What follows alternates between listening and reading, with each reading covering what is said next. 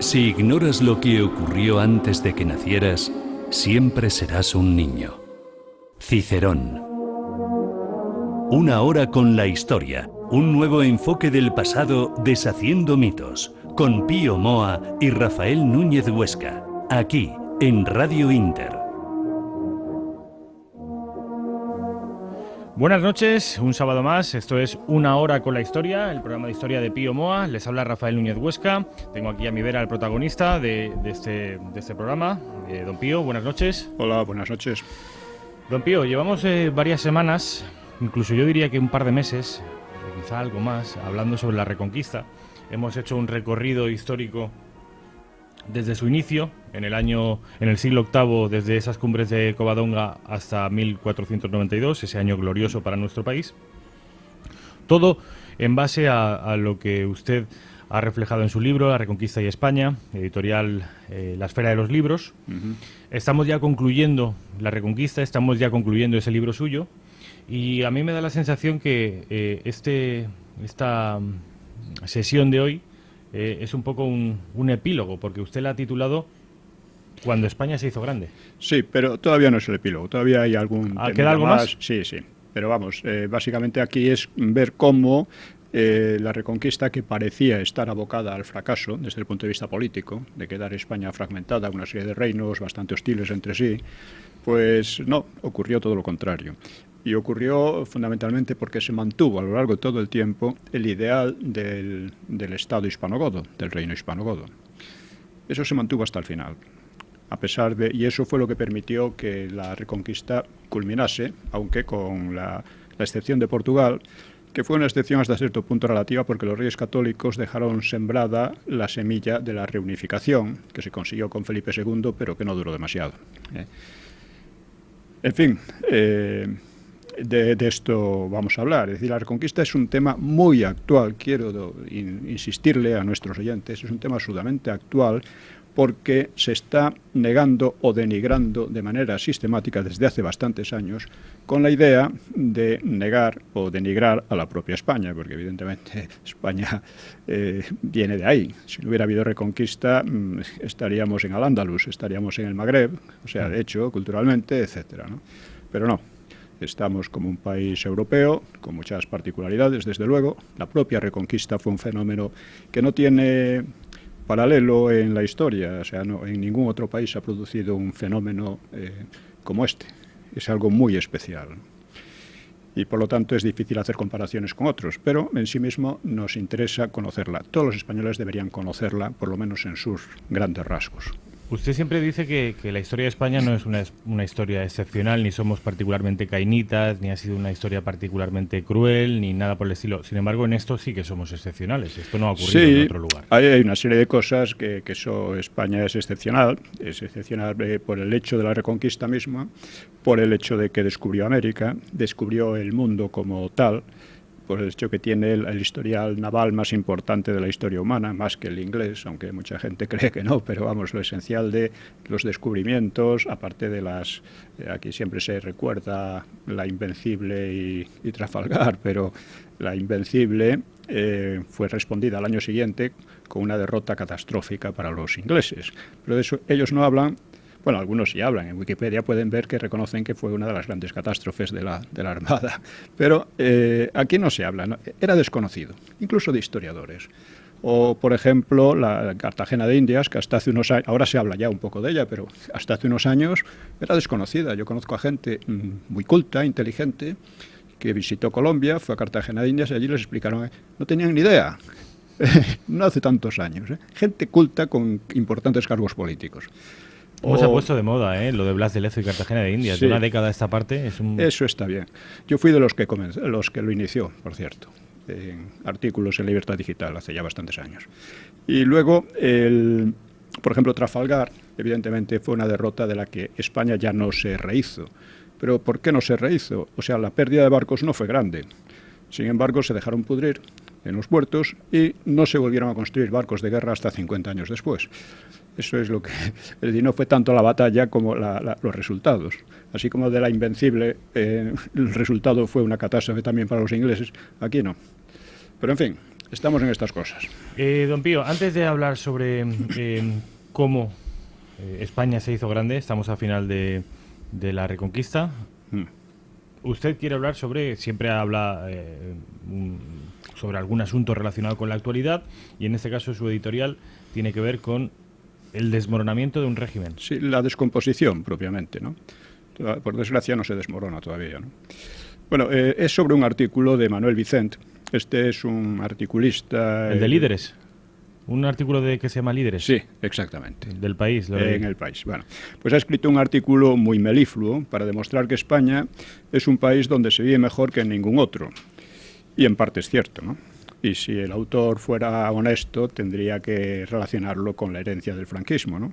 La excelente salud social que dejó el franquismo en cuanto a en fin, índices de todo, de desarrollo económico, de delincuencia, muy bajos todos ellos, de población reclusa, era 6 veces más baja que ahora, en una dictadura, de suicidios, en fin, de fracaso matrimonial, de drogas, de alcoholismo, en todo eso estaba España bastante mejor que ahora, y lo que hay ahora, que es mejor que en otros países, eso es verdad, que en otros países europeos, pues sigue siendo la herencia de aquella época. Bueno, además él contrasta esta situación social bastante saludable, pues con los líderes políticos y de opinión, no menciona ninguno en concreto, que dice crispan, gritan, insultan, etcétera, lo cual también es cierto. Es cierto, los políticos y periodistas hoy, en gran parte de ellos, rivalizan en demagogia y necedad, ¿no? Y canallería. Por el momento solo está dándole usted la razón a Manuel Vicente. Por ahora. Bueno, pues este Vicent invoca la autoridad de The Economist para definir a España como uno de los países más democráticos del mundo.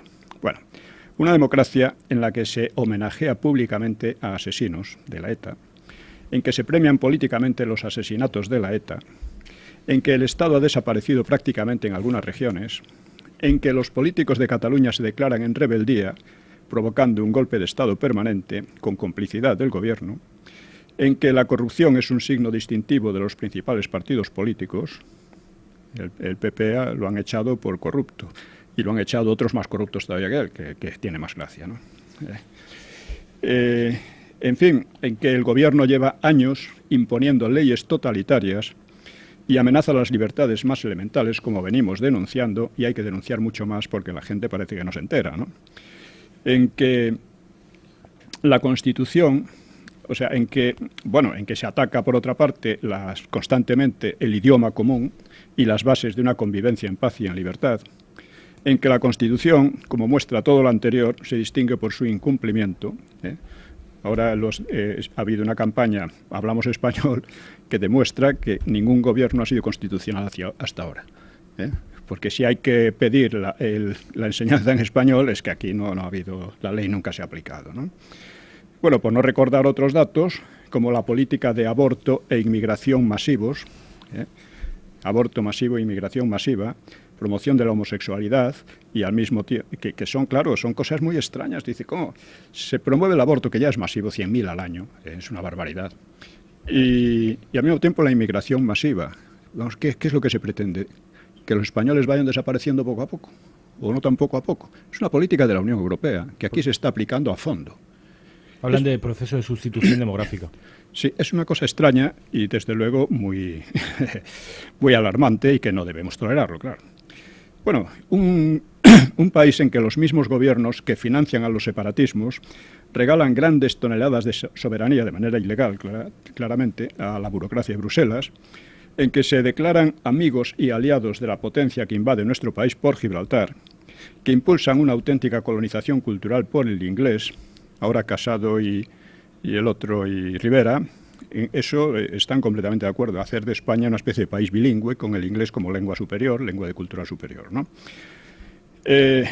Un país cuyos gobiernos intervienen en provocaciones y acciones bélicas de interés ajeno, bajo mando ajeno y en idioma ajeno. En fin, un país sin verdadera política exterior por todo esto. Esto es una democracia ejemplar, según The Economist y según Manuel Vicent, y según El País. Bueno, y El País, precisamente, es el órgano que ha impulsado durante todos estos años los fenómenos que acabamos de mencionar. Y por otra parte, la revista inglesa no es en absoluto una información neutral y objetiva. Es un órgano de propaganda ideológica y de los intereses anglosajones, que rara vez coinciden con los españoles. Por eso, en fin, se da el hecho evidente y significativo de que a Inglaterra, a la OTAN, a la Unión Europea y al islamismo les conviene una España débil y llena de tensiones internas que la hacen más manejable. En fin, el régimen de 1978 nació con graves carencias que no han sido corregidas, podían haber sido corregidas, las cosas podían haber mejorado mucho, indudablemente. Recuerde cuando, después de Felipe González, se hablaba de regeneración democrática y llegó el PP y prefirió pasar página. Por eso estos defectos se han ido agravando hasta que esta situación de descomposición, ¿no? Y claro, es una descomposición que no perjudica a todos. Evidentemente a algunos les viene muy bien. Y como de costumbre, y esto es grave, están corroyendo hasta el fondo la nación y la libertad vestidos con ropajes democráticos, entre comillas. Son lo contrario de la democracia. Por cierto, he oído, cambiando un poco de tercio, que el PP se ha sumado a la manifestación convocada por Vox hoy, por Vox y Tenaes, este 1 de diciembre. A mí me parece que meter al PP en estas cosas es un peligro muy grave.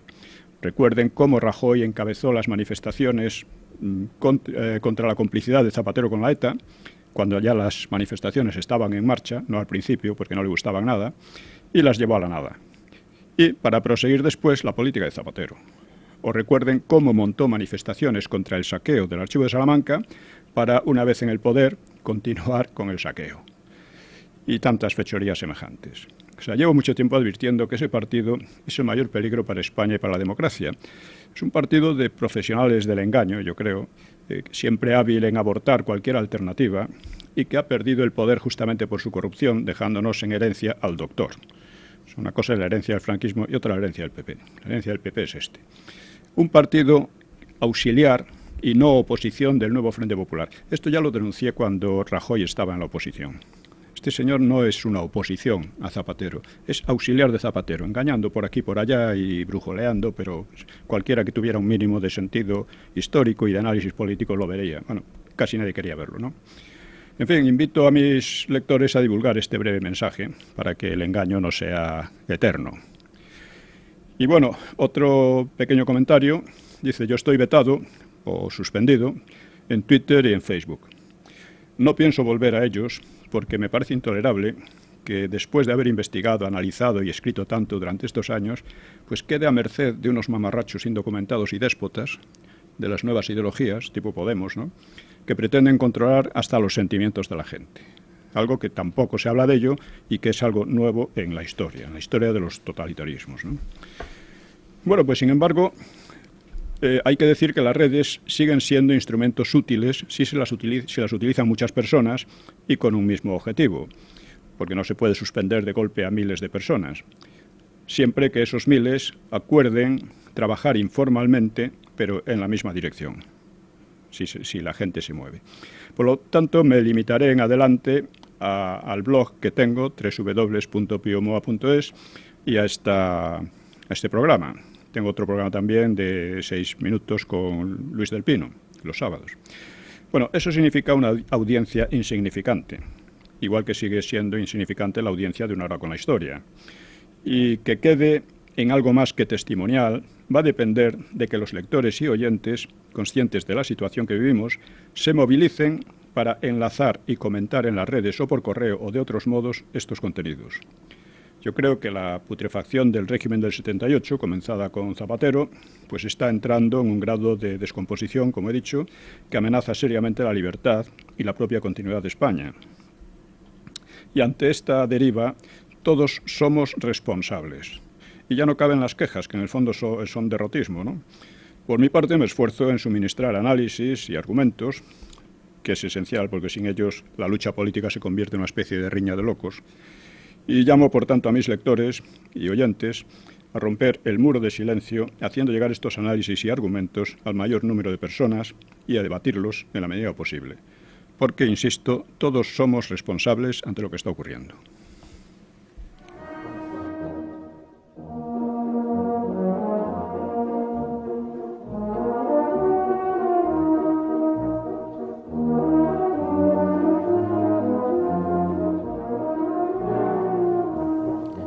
Pío, volvemos a la Reconquista, a un periodo, entiendo que es el final de ese periodo de la Reconquista, un periodo según el cual, a su juicio, España se hizo grande.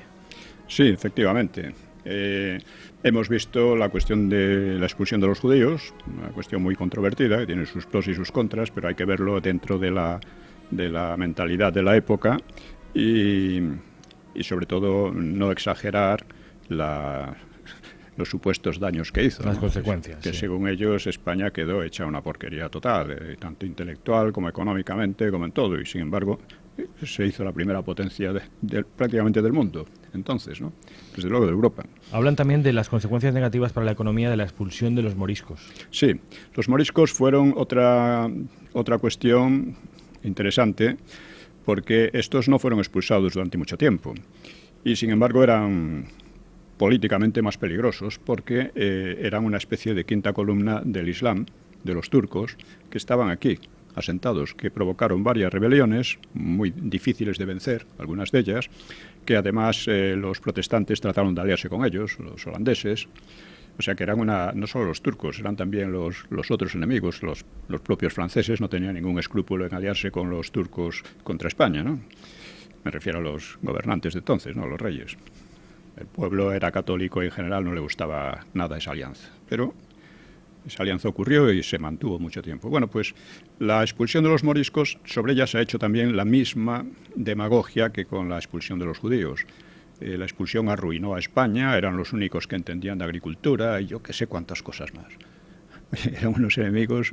Entonces, unos fueron expulsados y otros fueron dispersados por otras zonas de España. Estos moriscos, en su mayor parte, no eran moros, porque los moros siempre fueron una minoría muy pequeña, eran conversos al Islam, pero digamos genéticamente por así eran españoles también, ¿no? La mayoría, no todos. Entonces quiero decir, estas cuestiones hay que verlas en su contexto. No es que podamos estar orgullosos de la expulsión de los judíos. Yo creo que de los moriscos podemos estar satisfechos, porque era tener al enemigo dentro. Los judíos, pues no, era una minoría que no se asimilaba, que algunos de ellos, no todos, se enriquecían con procedimientos como la usura, etcétera, y que despertaban un odio entre la población. Esto pasaba en toda Europa. Hay que ver las invectivas, por ejemplo, de Lutero contra los judíos, son verdaderamente siniestras, ¿no? Aquí en España no se llegaba tanto, ¿no? Y, en fin, fue una decisión de base político-religiosa que entonces estaban muy mezcladas en toda Europa y así fue. Fue una expulsión también mucho más decente, si se puede llamar así, que las de Inglaterra o Francia, ¿no? Que allí no se dio a los judíos opción ninguna a defenderse. En Inglaterra fueron acompañadas de matanzas.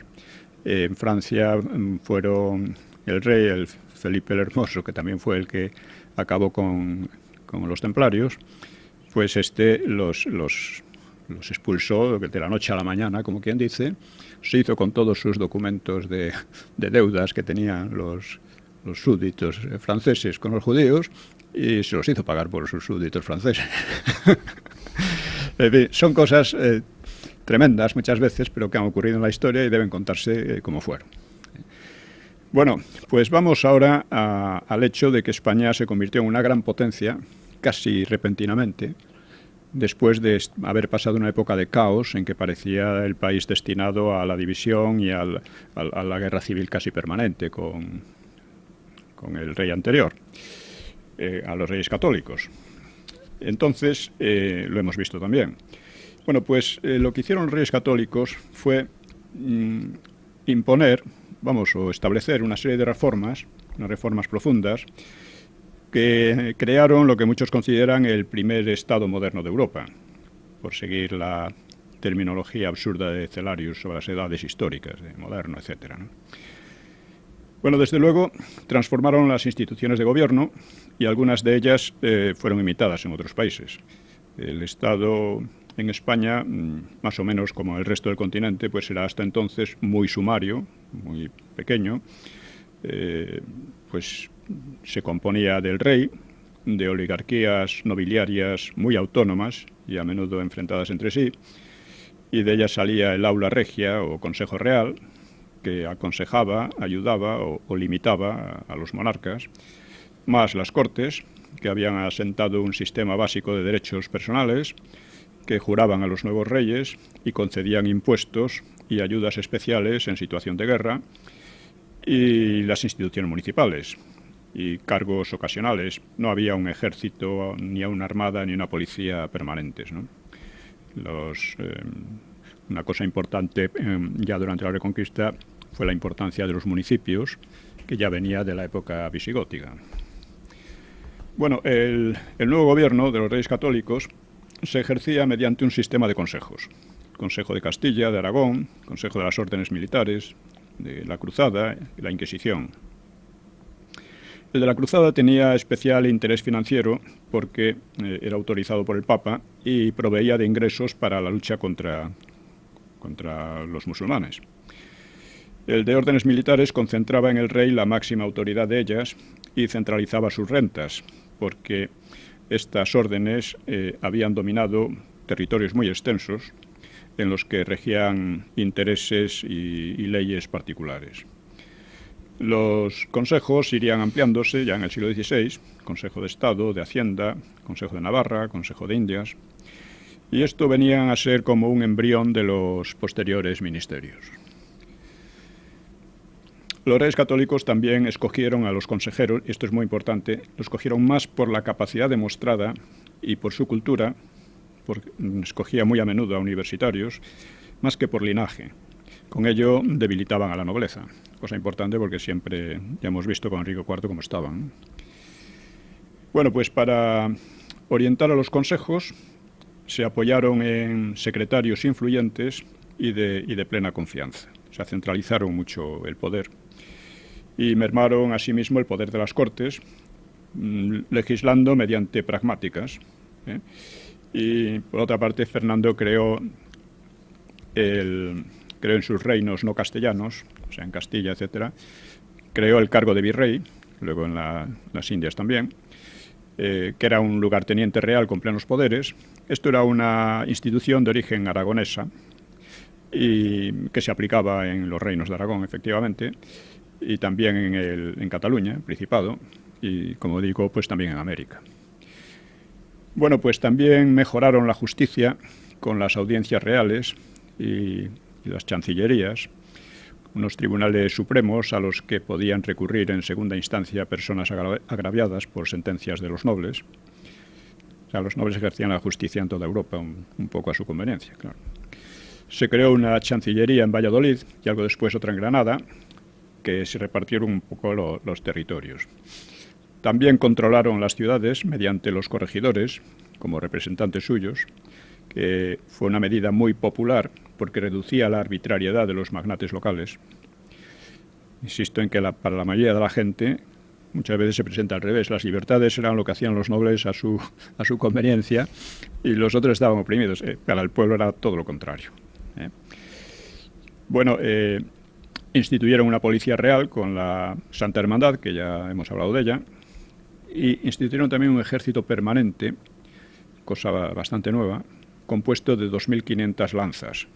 Era el primero de Europa en su estilo, que luego lo imitaron otros países, ¿no? Así iniciaron un principio de ejército profesional y también por mar crearon las escuadras de galeras de España. Esto eran novedades. Al mismo tiempo, pusieron en pie un aparato diplomático de gran envergadura que extendió su red por los principales países de Europa y el papado. Es decir, la diplomacia española durante siglos iba a ser importantísima y conseguir enormes ventajas para España. Esto pasó también en el franquismo. Estableció además nuestra diplomacia la primera embajada de la historia en el Vaticano. Sí, sí. Bien, estas medidas también repercutieron en la economía, a pesar de que la expulsión de los judíos causó algún perjuicio, es verdad, no tan grande ni remotamente como se dice, pero causó un perjuicio. Es más, los reyes católicos eran conscientes de ese perjuicio. Pero en conjunto mejoró, porque el saneamiento de la hacienda, la mejora de la fiscalidad, pues cuadruplicaron los ingresos regios y se fijó la relación entre las numerosas monedas de los reinos y el maravedí, que tenía cierta oficialidad, y fueron protegidas las ferias e industrias locales. Todo esto mejoró la economía. Las medidas políticas y económicas pues acabaron con el desbarajuste anterior.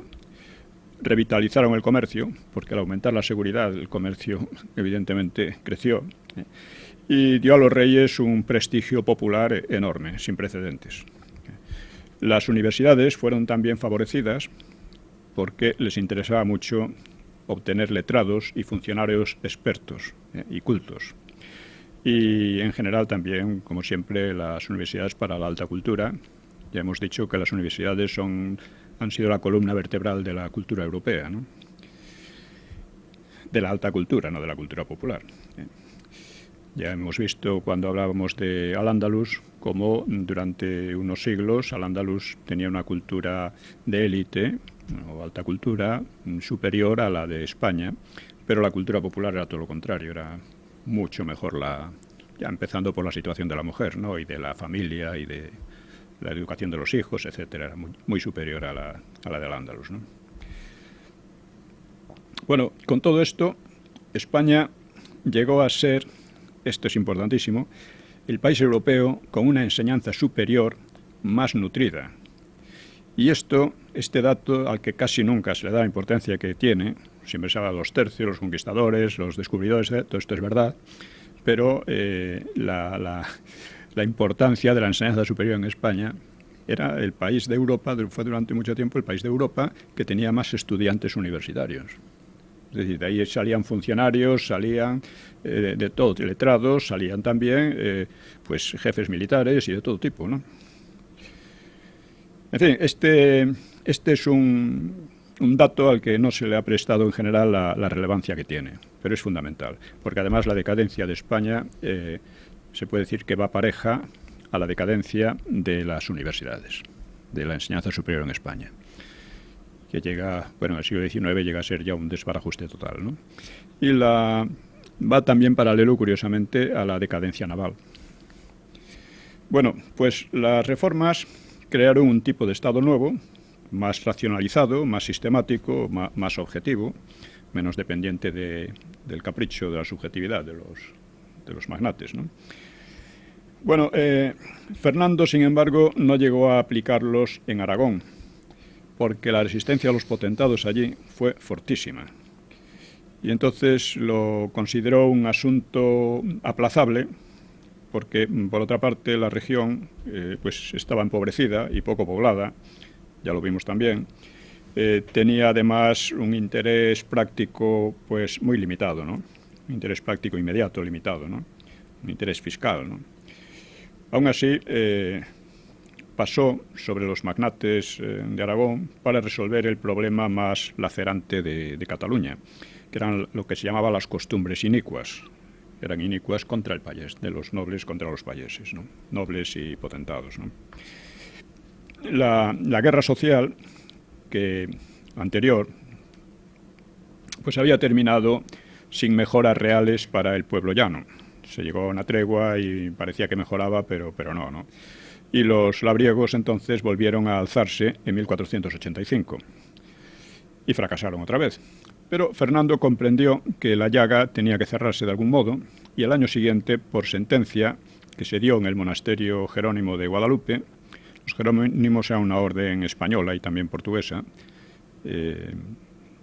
propiamente española, o sea, no creo que no existe en otros países, no ha existido. Actualmente está casi desaparecida, ¿no? Bueno, pues por la sentencia de Guadalupe, en Extremadura, pues abolió el derecho de los amos a golpear a los payeses y otros malos usos.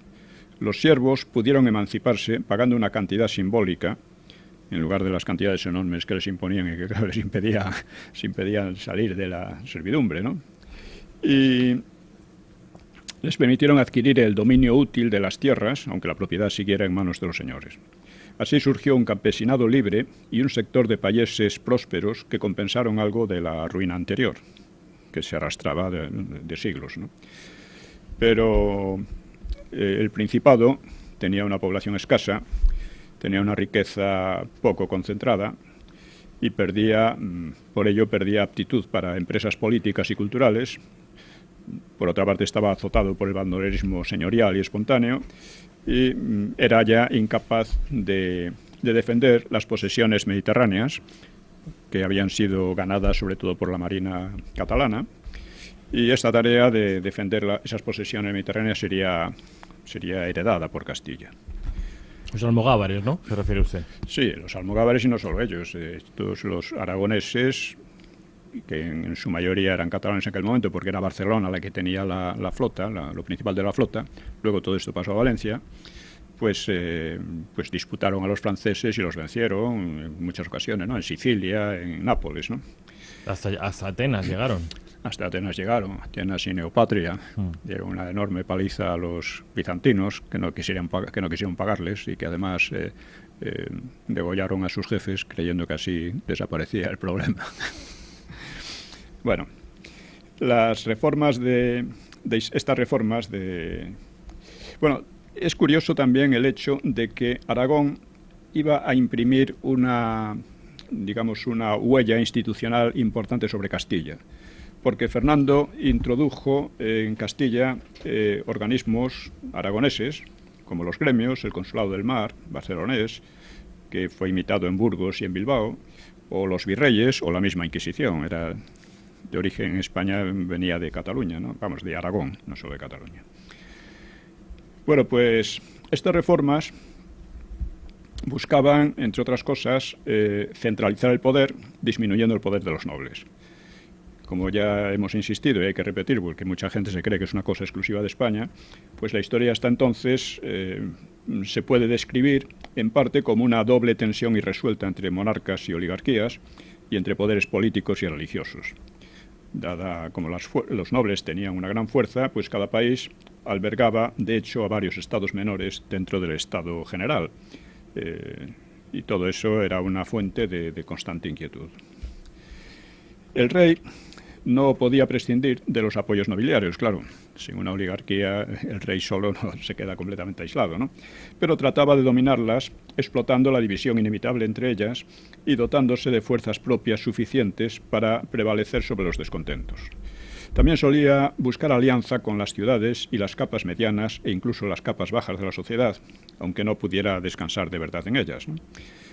Las Cortes, que fueron un principio de democracia, un esbozo, vamos a decir, pues habían ampliado la base del poder, pero a su vez sus presiones solían girar en torno a privilegios para cada grupo social representado y unos impuestos que pagarían siempre los de abajo.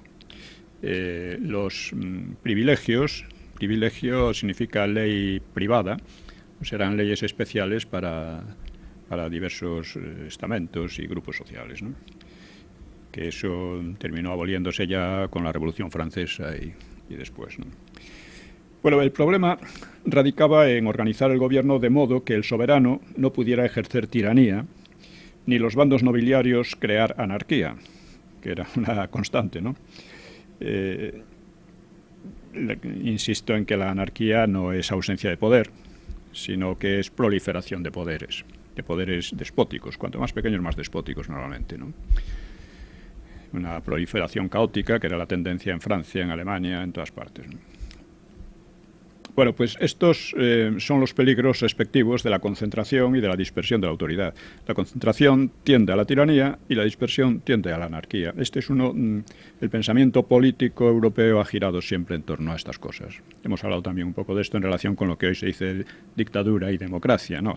Es tiranía y democracia. Se supone que la democracia es el mejor instrumento contra la tiranía, lo cual no siempre es cierto, porque como ya analizó Tocqueville, una democracia puede hacerse una tiranía todavía peor que todas las anteriores.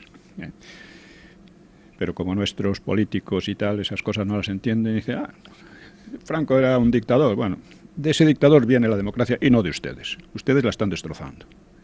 Esta es la situación que estamos. Bueno, conviene señalar estas cosas de vez en cuando porque el análisis, generalmente el análisis histórico suele ser muy pobre, ¿no?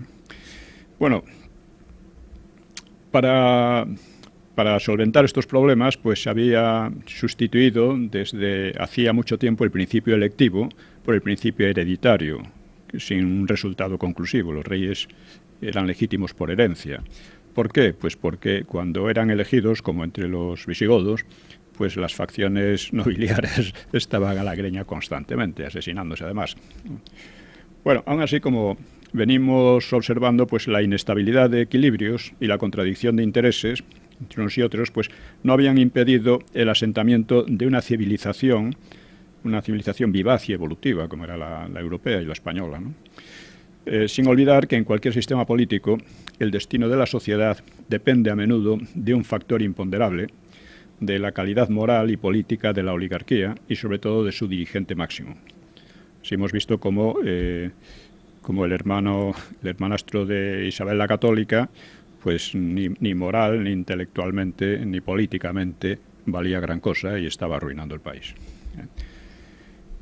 Así el contraste entre los reyes católicos, pues llevaba al estadio de disgregación y fueron los reyes católicos los que remediaron todo esto, con unas ventajas enormes para todo el país. Por lo demás, una situación parecida se había dado varias veces en los reinos de la Reconquista y también en la parte islámica. Baste recordar cómo Abderramán I o Abderramán III salvaron a Al-Ándalus de crisis muy profundas.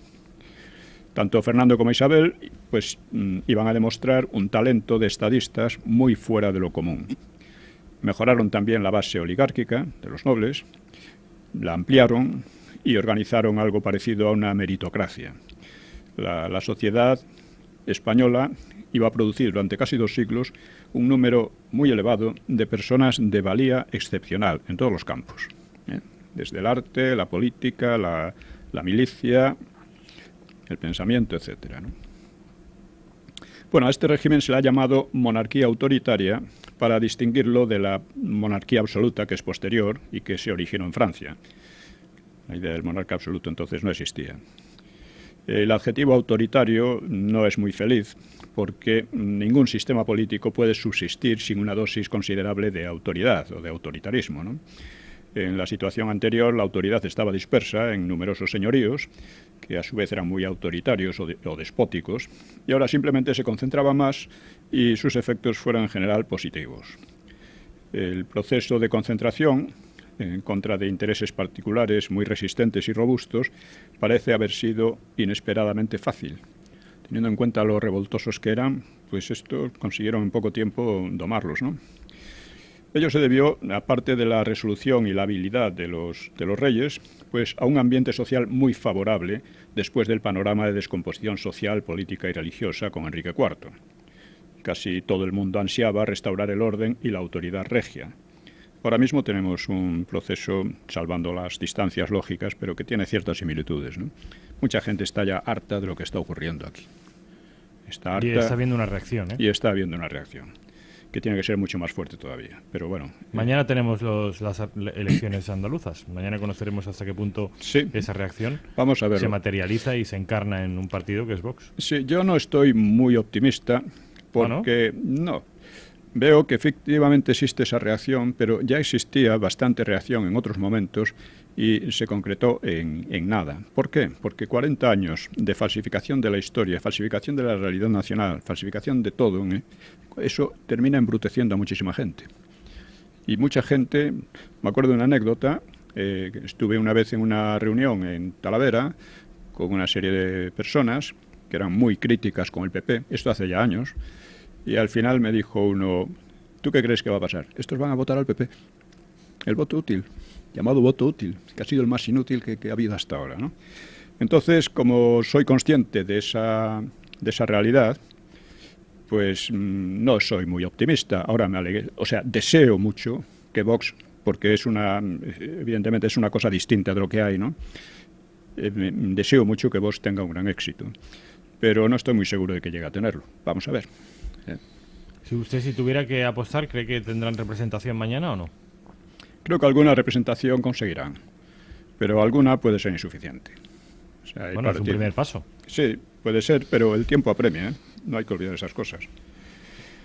Bueno, pues, en fin, por ejemplo, los reyes católicos recuperaron rentas y tierras que habían expoliado a la monarquía los nobles, aprovechándose de su debilidad. Metieron en cintura a todos ellos y a altos cargos eclesiásticos, tanto castellanos, gallegos, extremeños o andaluces. Encarcelaron e incluso ejecutaron a alguno, como al mariscal gallego Pardo de Cela, y desmocharon sus castillos. Mediante la Santa Hermandad limpiaron los caminos de bandidos que a menudo estaban protegidos por los poderosos, porque compartían las ganancias con ellos, ¿no? Hicieron cumplir las leyes castigando con severidad la delincuencia. Esto es muy importante. O sea, en definitiva, el país, que antes se presentaba sólidamente dividido en varios reinos muy poco amigos entre ellos, y que cada uno parecía condenado a una progresiva desintegración e irrelevancia, pues fue transformándose con rapidez en una potencia formidable, una potencia estable y funcional, que era capaz de encauzar las energías de la nación y de intervenir vigorosamente en los destinos europeos y hasta mundiales, como se comprobaría en pocos decenios.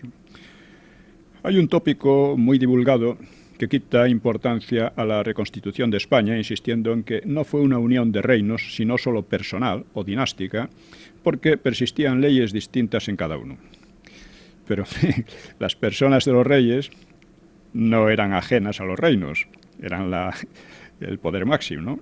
Y se olvida que las uniones y desuniones políticas en Europa se hacían o por guerras, o por enlaces, o herencias reales, manteniéndose dentro de cada uno diversidad de leyes o de fueros. Un hecho común. El hecho histórico es que la unión permanece hasta hoy y que los intentos de romperla, emprendidos a raíz del desastre del 98, la guerra de Cuba, ¿no? Cuba y Filipinas, pues llevan más de un siglo fracasando frente a la cohesión establecida entonces, establecida en tiempos de los Reyes Católicos. Y seguramente hay alguna razón de peso para que esto haya fracasado en más de un siglo de intentos y que estemos ahora ante otro intento que yo espero y deseo que fracase también. Bueno, pues por eso digo... No estará tan mal hecha la nación cuando resiste. Ya quisieran ellos, ¿no? Pero hay que decir, por eso digo que la Reconquista es una cosa muy actual, tremendamente actual. Está dando lecciones todos los días, ¿no? Bueno, pues además hay que tener en cuenta que las afinidades entre los reinos de España eran mucho mayores que las de otros territorios europeos. Así que, habida cuenta de todo ello, pues se trató de una unión política muy real, con proyección sobre Europa, en particular sobre Francia y el Mediterráneo, en la que Castilla asumió los intereses de Aragón, y serían tropas castellanas, por ejemplo, las que recuperasen Perpiñán en 1480, frente a la desidia de las Cortes catalanas, que no querían soltar un duro, para cosas que eran propiamente de Cataluña. En fin, y serían tropas también mayoritariamente castellanas, las que entendemos por castellanas, no de Castilla, incluía Castilla, pero Andalucía, Galicia, en fin, León, todo eso. Sí, toda España excepto sí, excepto la Aragón, de Aragón y Portugal, ¿no? Bueno, pues estas fueron las que mantuvieron y ampliaron la herencia de Aragón en Italia. Asimismo, la política de España en relación con Francia siguió la tradición aragonesa y no la castellana. Recordemos que en la Guerra de los 100 Años Castilla fue una aliada muy eficaz de Francia. Y mientras que Aragón siempre había estado a la greña con los franceses, ¿no? Es decir, la compenetración política fue evidente desde el primer momento, a pesar de las diferencias legislativas que también diferían en cada reino de Aragón. Cada estado de Aragón tenía también sus leyes. No era todo unificado, ¿no? Bueno, esta es una herencia de toda la Europa feudal, que no es nada particular de España. Bueno, visto en perspectiva, los logros de aquel tiempo pues nos parecen casi milagrosos y desde luego nadie podría haberlos esperado. Antes de los Reyes Católicos, España se hallaba dividida, como he dicho, en reinos hostiles entre sí, con frecuentes choques bélicos, cada uno plagado de querellas, intrigas y peleas internas, y en un tiempo mínimo el panorama se había transformado de modo radical, gracias a la unificación y a las reformas. Bueno, pues otro aspecto fundamental fue la reforma religiosa. Fue no menos importante que las reformas políticas, que la emprendieron los nuevos reyes y las intensificó y organizó más a fondo el cardenal Cisneros. Periódicamente, lo hemos visto también, y es bien sabido, el clero, empezando por sus dignidades más altas en Roma, pues degeneraba en un libertinaje, en codicia, en injerencia política, cosas incompatibles con la doctrina que se profesaba oficialmente, ¿no?, con el cristianismo. Y también periódicamente surgían movimientos de reforma que mejoraban las cosas por un periodo. Así surgió Cluny, luego el Cister, etcétera, ¿no? Luego las órdenes mendicantes y demás.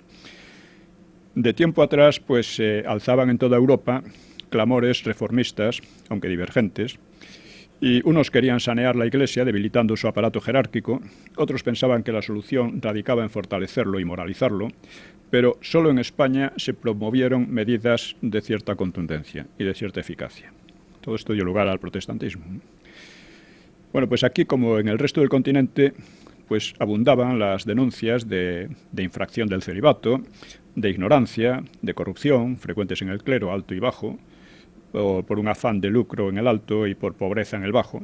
Los clérigos del bajo clero pues eran pobres como ratas en su mayoría, entonces esto contribuía por una parte a su incultura y por otra a cierto instinto de rapiña, mientras que el alto clero vivía en la opulencia y causaba un ejemplo pues muy malo, ¿no? Uno de los defectos más desacreditados del clero era precisamente la inobservancia de la castidad, porque bastantes frailes y curas vivían con barraganas, se llamaban, y algunos conventos tenían fama de prostíbulos. Y esto repercutía en otras corrupciones, como la desatención a su misión propia de instruir al pueblo en la doctrina, en el bajo nivel cultural, en la avaricia, los enredos políticos y económicos, o en la ostentación de riqueza. Les está poniendo usted finos, a los curas. Es que eso pasaba en toda Europa, no digamos que fuera general, pero lo que había era bastante para causar una especie de escándalo permanente y que mucha gente pidiera reformas. Es cierto que es curioso que a los judíos ricos, los judíos pobres les hacían los mismos cargos. O sea, que era una especie de gentuza, ¿no? Bueno, pues el nombramiento de altos cargos por los papas se complicaba muchas veces por intereses políticos y tampoco aseguraba la idoneidad moral de ellos, empezando porque la misma Roma era cualquier cosa menos modelo de buenas costumbres, como ya hemos visto y era bien sabido, ¿no? Roma veduta, fede perduta, decían algunos. Y al revés, pues la pobreza de muchos sacerdotes pues les movía a meterse en oficios irregulares. Bien, la reforma empezó con el episcopado. Los monarcas presionaron a un papado que en aquellos momentos era pro-español, debido al peligro turco sobre todo, pues lo presionaron para obtener concesiones significativas. En otras, pues era el patronato sobre los nombramientos y el derecho de representación de obispos. Esto le interesaba mucho a los monarcas. Y según los nuevos criterios aplicados, los obispos no debían pertenecer a las casas nobiliarias principales, debían dedicarse en exclusiva a su misión pastoral sin perderse en asuntos mundanos y acabar con abstencionismos que eran antes muy frecuentes. Debían vivir en sus diócesis y visitar las parroquias al menos anualmente. Debían tener una cultura superior universitaria, con lo cual se creó el embrión de los futuros seminarios. Y Cisneros pues fundó la nueva Universidad de Alcalá de Henares, que estaba concebida para proporcionar una élite bien preparada tanto a la monarquía como a la Iglesia. Y esta universidad rivalizaría en prestigio con la de Salamanca. La de Salamanca llegó a tener más fuerza, ¿no? Así que cabe concluir con algún historiador como Vázquez de Prada que la Iglesia española despuntó como la más culta y de más alto nivel espiritual de Europa en aquellos momentos. Cisneros y los soberanos insistieron en que los obispos debían mostrar una conducta acorde con sus prédicas y, en fin, ser españoles. Recordemos que, sobre todo con Alfonso VI, en fin, gran parte del clero era borgoñón, francés, en fin. Y eso provocaba muchas quejas también, ¿no? Del alto clero, sobre todo, ¿no? Porque el que fueran españoles pues era una expresión de patriotismo, porque los papas habían nombrado a menudo a obispos y abades extranjeros y en los siglos XI y XII habían copado, ya lo dijimos, los cargos principales. Y ahora Cisneros pues recuperó parcialmente el rito hispano-gótico o mozárabe, llamado mozárabe en realidad gótico, y también lo recuperó parcialmente, ¿no? Él siguió siendo el gregoriano, ¿no? Y también importaba porque permitía a los reyes conocer al personal. O O sea, no era una vuelta a las investiduras por el monarca, pero se la aproximaba un poco. En cuanto al clero corriente, pues lo presionaron para garantizar la predicación dominical y la catequesis, así como la observación del celibato, que seguramente no fue lograda del todo, pero sí en amplia medida. También se reformarían las órdenes religiosas en el sentido anterior. Los párrocos debían llevar registros de los bautizados y en relación con ello se implantó una reforma de fundamentales consecuencias administrativas, que fue los bautizados debían recibir el apellido paterno. ¿Esto a partir de qué año se produce? Del año exacto no te lo podría decir, pero vamos, es de la época de Cisneros, ¿no? ¿De finales del siglo XV? Sí, efectivamente, final del siglo XV. Es por eso que cuando uno hace un árbol genealógico, ir más atrás de esa fecha es difícil. Es difícil, porque hasta entonces el apellido podía ser elegido por cada persona, lo podía elegir a su gusto, de modo que en una familia podía haber varios apellidos distintos, lo cual causaba grandes confusiones, ¿no? La costumbre de añadir el apellido materno fue bastante posterior. Luego se limitó la anterior inmunidad eclesiástica, que había amparado numerosos delitos y corruptelas, de modo que los delitos comunes del clero pues, pasaron a ser competencia de los tribunales laicos. Como vemos, eran reformas que se adelantaban a su tiempo, ¿no? La reforma disminuía la tutela de Roma, porque no era muy ejemplar, y eso lo sabían bien los dirigentes hispanos, y la consciencia de esa merma pues, se reflejó igualmente en la Inquisición, que pasaba a depender del poder político, con autorización del Papa, pero ya no dependía del Papa, ¿no? Por ejemplo, Diego de Deza, uno de los obispos reformistas, e inquisidor general durante 9 años, pues fue destituido por su excesiva dureza y por su apoyo al inquisidor de Córdoba, que era Diego Rodríguez Lucero, llamado el Tenebroso, porque era un fanático y un arbitrario y fue destituido también. Es decir, se buscaba que evitar el fanatismo, vamos, en la medida posible, ¿no? Este Tenebroso había promovido la quema de presuntos herejes, la más masiva de la historia inquisitorial, 107, lo cual suscitó un enorme escándalo y una revuelta popular en Córdoba. Estos datos son interesantes. Bueno, el interés de los reyes por acabar con los escándalos y asegurar un aparato eclesiástico que fuera doctrinalmente firme y políticamente adicto, pues se aplicó con cierta flexibilidad. Por ejemplo, un caso especial fue el llamado tercer rey de España, Pedro González de Mendoza, arzobispo de Toledo, y por tanto primado de España y cardenal. Bueno, este tuvo al menos 2 amantes, con las que engendró 3 hijos. 2 de ellos los reconocería la reina Isabel como legítimos, con derechos de herencia, que parece que también recibió el tercero. Además, destacó este cardenal en otros campos que el pastoral. Fue un gran político, militar y diplomático, ¿no? La razón de este trato privilegiado pues estriba en los méritos del personaje, que eran realmente excepcionales, ¿eh? Méritos a favor de la corona y de la cultura. Pedro González de Mendoza había defendido a Enrique IV y a Juana, pero cambió de bando, parece ser que por su gestión, lo mencionamos también, de Rodrigo Borja, futuro Papa Alejandro VI, que le ofreció el cardenalato.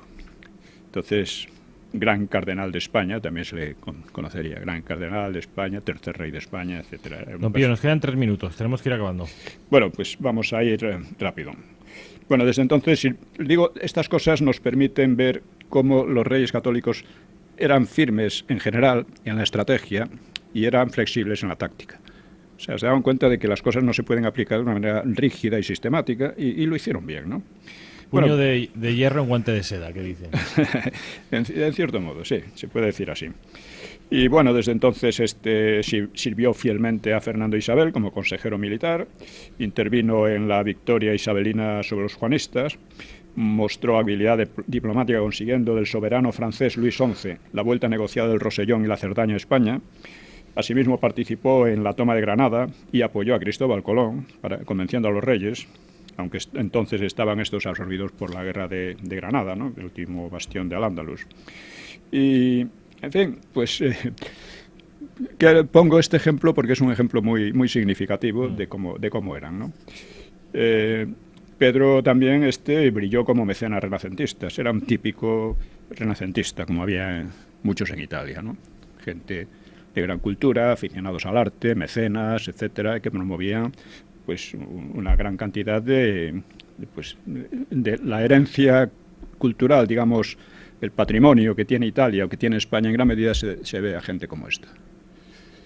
Y en fin, creo que con esto hemos visto las reformas que convirtieron a España en una gran potencia, a partir de una situación casi desesperada.